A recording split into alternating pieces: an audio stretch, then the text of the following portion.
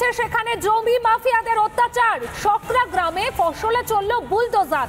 অথই জলে ভাগ্যধর মণ্ডল নামে কৃষক জমি হাতানোর চেষ্টার অভিযোগ। অভিযুক্ত রাজীব মণ্ডল ও গৌতম মণ্ডল। আর গোটা ঘটনা অন্ডাল থানা ও বিডিওর কাছে অভিযোগ করেছেন কৃষক। আপনাদের আরো একবার জানাই, অন্ডালে জমি মাফিয়াদের যে অত্যাচার, সেই অত্যাচারে সকরা গ্রামে ফসল রয়েছে সেই জমিতে চলল বুলডোজার।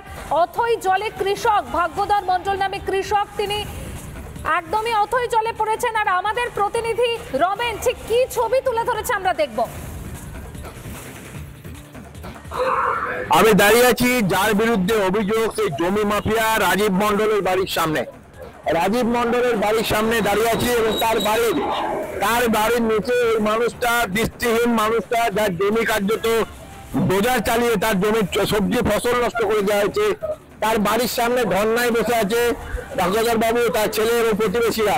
তাদের একটাই অভিযোগ, অবিলম্বে গ্রেপ্তার করতে হবে এই জমি মাফিয়া অপরাধী রাজীব মণ্ডল ও গৌতম মণ্ডলকে। এবং স্বভাবতই আজকে এই ধর্না একটা দৃষ্টিহীন মানুষের জমির উপরে কিভাবে বুলডোজার চালিয়ে দেওয়া হয়েছে তার বিরুদ্ধে অবিলম্বে তাকে গ্রেপ্তার করার দাবি নিয়ে আজকে এখানে বিক্ষোভ করছে, ধর্না করছে এই বাড়ির সামনে।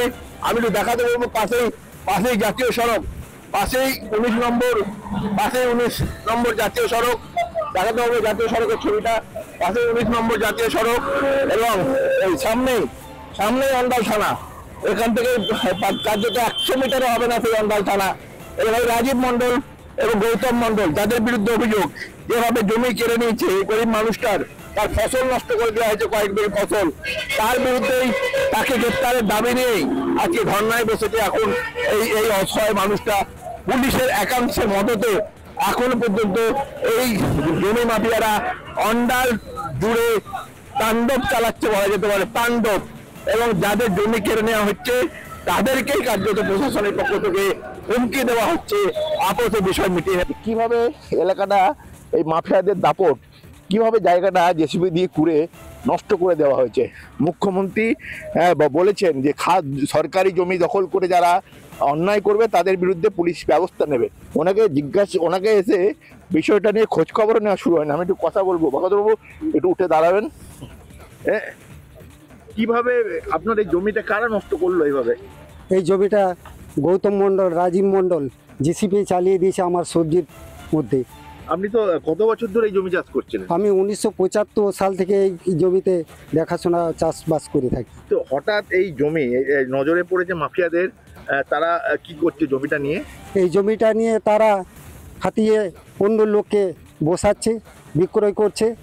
তারা 4 লাখ 5 লাখ টাকা দামি আর এই মরম ফেলে দেয়, এই সকল নানা রকম উৎপাদ ছাই ফেলে নষ্ট করে দিয়েছে। তারা কি করছে জমিটা নিয়ে? এই জমিটা নিয়ে তারা হাতিয়ে অন্য লোককে বসাচ্ছে, বিক্রয় করছে।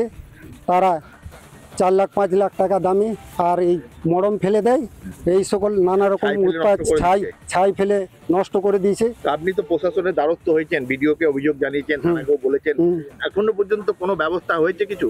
এখন আমাকে কিছু বল। আমরা চাই যে এই অন্ধ লোকটার সুবিচার হোক, এই জন্য কিছু ন্যায় পায়। একে দীর্ঘদিন ধরে এই জমি মাফিয়ারা অনেক দাপট করে ওরা কামিয়ে নিচ্ছে আর এই অন্ধ মানুষটিকে ঠেলে দিচ্ছে।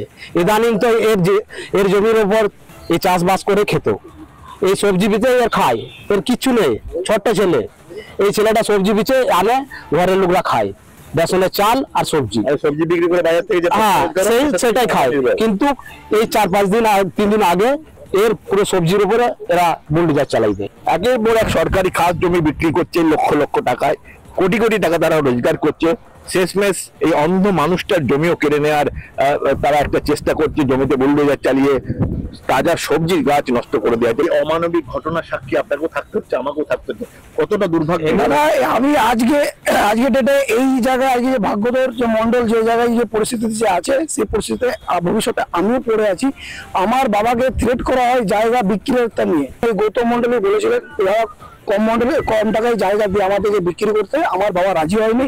তাই কিছু কম বয়সী ছেলে যারা অশিক্ষিত ছেলেদেরকে নিয়ে বা আমাদের এই সামনে এই বছর যে সরস্বতী পুজো বিসর্জনে আমার বাবাকে হিট করা হয়, চোখে মারা হয়, নাকে মারা হয়েছে। এটা আজকে আমার সবার গোটা গ্রামের গোটা অন্ডালের চারিদিক জায়গাতে এই অবস্থাটা হতেই চলছে।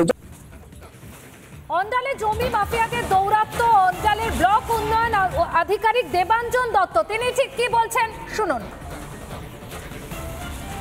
আমরা একটা অভিযোগ পেয়েছি রিগার্ডিং, আমরা পুলিশের খবর পুলিশ ইনভেস্টিগেশন করছে, ইনভেস্টিগেশন করার পর যেরকম আইনগত ব্যবস্থা নিচ্ছে। এটা তো ইনভেস্টিগেশনের ম্যাটার, ইনভেস্টিগেশন যতক্ষণ না হবে ওনারা কিছু বলতে পারবেন না। আমার পুলিশের সাথে কথা হয়েছে, ওনারা ইনভেস্টিগেশন করছেন, তারপরে ওনারা যে আইনত যা স্টেপ আছে ওনারা নেবেন। হ্যাঁ, উনি আমাকে একটা অভিযোগপত্র জমা দিয়েছেন, আমরা ওটা দেখেছি, পুলিশে ফরওয়ার্ড করেছি। মেয়াদ উত্তীর্ণ রেশন সামগ্রী দিয়ে এবার অভিযোগ, রেশন ডিলারকে বেধড়ক মারধরের অভিযোগ। এই মুহূর্তে সেই ছবি দেখতে পাচ্ছেন মুর্শিদাবাদের সাগরপাড়ার খয়রামারিতে উত্তেজনা, নিম্নমানের খাদ্য সামগ্রী দেওয়ার অভিযোগ। প্রথমে রেশন ডিলারের সঙ্গে বচসা, পরে বেধড়ক মারধর করা। এই মুহূর্তে সেই ছবি রিপাবলিক বাংলায় দেখতে পাচ্ছেন। অভিযুক্ত রেশন ডিলার তিনি ঠিক কি বলছেন শুনবো।